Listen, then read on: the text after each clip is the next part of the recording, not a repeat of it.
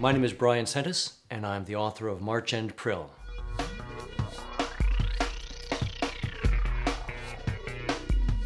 Well, there are a number of ways to look at that, right? On the surface of it, one could look at it as sort of a poetic diary that sort of goes from October 2002 into April 2003. I think a more interesting way of looking at the book would be to sort of look at it as a sort of a serial poem or a fugue, right?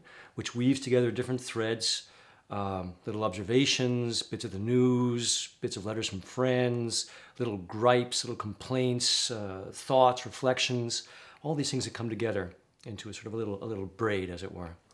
But I think the best way to think of the book is, as it says on the back, as a periplum songline. And a periplum is a map that you make up as you go along, right?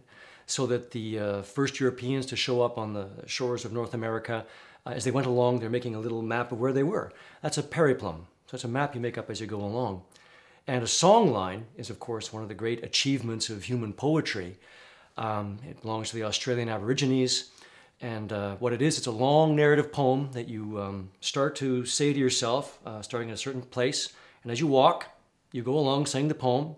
And the things that you name in the poem are the features of the landscape around you. And when you end the poem, that's where the territory of your tribe ends. Right? So I think that's a good way of thinking about the book. It's a map that's sort of made up as it goes along. But then once it's done, the ink is dry. And so you've got the territory charted out for you.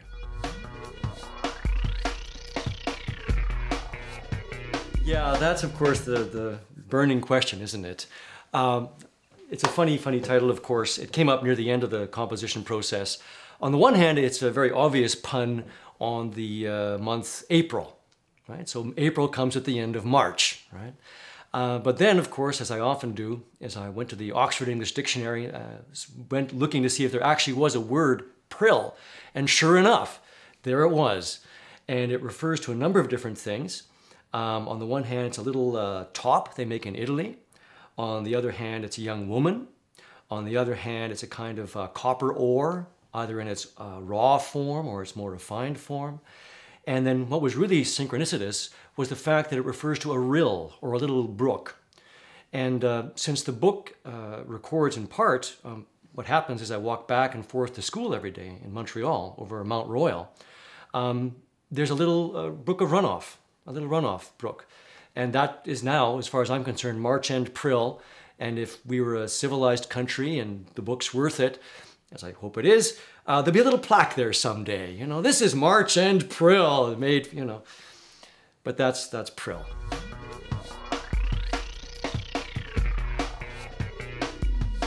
If you ask about inspiration, if I'm going to explain that, and I'm going to have to crack open a stale old chestnut. And as certain circles of people will know, inspiration, of course, goes back to a Latin word, spiritus, right, which means a spirit or breath. It's related to a Greek word, pneuma, psyche, theos. So to be inspired is to be enthusiastic, to be filled with a god. So the sort of spirit that animates the book, if you will, might be thought of as Dürer's angel melancholia, right? And so the mood of the book is one that might be described as suffering from a seasonal affective disorder, clinical depression, or melancholy in all of its different senses. So on the one hand, you've got a great deal of attention to the body and feeling tired, and that you get with seasonal affective disorder. You've got a great deal of sort of reflection and nastiness that comes with depression. But then you've got to think about this word melancholy. Because melancholy is, of course, one of the four humors, right? That goes back to the Renaissance. And there's a lot of humor in the book. So even though it's kind of nasty sometimes and grumpy, there's also a great deal of laughter, a great deal of self-deprecating humor and irony in it. But then on the other hand, melancholy, actually according to the ancient philosophers, was the sort of mood of the philosopher, that grave, serious, sober thoughtfulness that looks at things through the grave, from the point of view of the grave. And if you sort of link this into what Kristeva talks about, because she makes that point, she talks about melancholy and depression as being a despair over words actually meaning anything. It's a kind of speechlessness, a dumbness. And so if you think about that, there are a great deal, many things that keep us from actually expressing, from being confident that what we say might actually mean something, that might communicate. A lot of the events in the world leave us speechless and dumbfounded. And so what the book is at that level is a kind of a fight to the death between Thanatos on the one hand that wants to shut me up, and Eros that at any way will find something to say. And so if we go back to the etymology of inspiration, spiritus, breath, and look at the epigraph for the book, which reminds us that songs are thoughts sung out with the breath. The inspiration for the book is just this deep need to breathe, and breathing in, expire, breathe out words, breathe out song, breathe in again, keep going.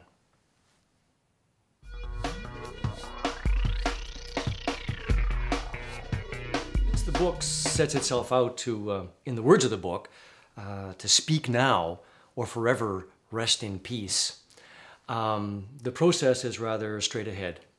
It's aleatoric, it's improvisatory, coming home every day, sitting down and writing whatever there was to write, even if I felt there was nothing to write. So there's a great deal of grasping at straws in that case. So it could be a thought that I had, something I experienced on the way home, could be a little letter that I got from a friend, could be something stupid I heard on the news, anything like that. And so the idea was to sort of pick up with these little seeds of inspiration and run with them, do a little take, like a jazz musician might say, sort of like run with something and see where it goes, and then take a little breather and then see where that goes from there, and taking it from there. And so the idea was to sort of be open, first of all, to anything and everything, because of course I needed to draw on every possible resource. And what's important about that is that first thing was to shut off all censors, because the struggle was exactly against everything that said, no, that's dumb, that's tasteless, that's stupid, you can't write that, don't do that, no. So like the surrealists, right, the first thing you do is you shut off all intellectual censorship, all moral censorship, and all censorship of taste. But even more important than that, I had to write against my own best judgment and my own taste, because the ultimate drive here was to sort of engage writing and openness and perception and thought at an almost ontological level, right? And being, with a big B, has no taste, it has no censor. It is what it is. Here you go. And this is what I wanted to sort of bring in, okay, to the whole thing. Now that being said, right, there's sort of two provisos that I think have to be made. On the one hand, although there's a lot of improvisation and a lot of spontaneity, this of course has been cultured, it goes back. It goes back to my hearing the rhythms of my mother tongue in the womb. It goes back to my mother reading to me as a small boy, and then my being able to read before I went to school. It goes back to sort of all the things I've read, all the things I've heard. And so what you find in the book are a vast range of materials that refer to suburban Catholicism and ancient mythology and contemporary philosophy and current events, and then stupid jokes and one's sex life, true or not, and it's all in there. So first of all, there's a great deal of material that comes together with that. And the other thing that's got to be sort of said, I think, is that it's not so much a writing from the spontaneous overflow of powerful emotion. It's much more a writing against a powerful undertow of powerful despair. And so there's a nice little image in the book which sort of sums it up. And that is like a salmon, a goldfish, swimming against the current of the flush and holding his own.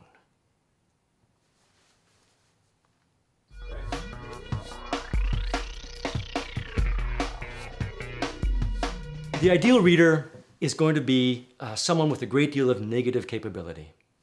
The capacity to live in doubt and uncertainty without an irritable reaching after fact and reason. One thing this book sets out to do is to get up the nose of everybody with any sort of dogmatic aesthetic in place. So whether we're talking about the sort of pedestrian accessibility of the mainstream poet, the polished profundity of the neoclassical poet who writes in their noblesse, the person that's sort of with their very ascetic rules against reference and expression in the sort of like language or post-language school, or those who are against any sort of learnedness, say in the spoken word school. Anyone with too much invested in any of those will not enjoy this book. And it's written like that. It wants to thumb its nose at them. So what you want is you want someone who's interested in being challenged, who's not afraid of being grossed out a little bit, who's not afraid of variety, who's open to, being as such, who wants a book that's going to give them the world as it gives itself to them, right? Whether we like it or not. And within that, of course, there's going to be a great deal of pleasure, and that's going to be someone who's going to appreciate the swing of language, right? There's a great deal of rhythm and wordplay and acoustic musicality in the book. So anyone who likes hip-hop or Dr. Seuss, if you like that, you're sure to get something out of this book.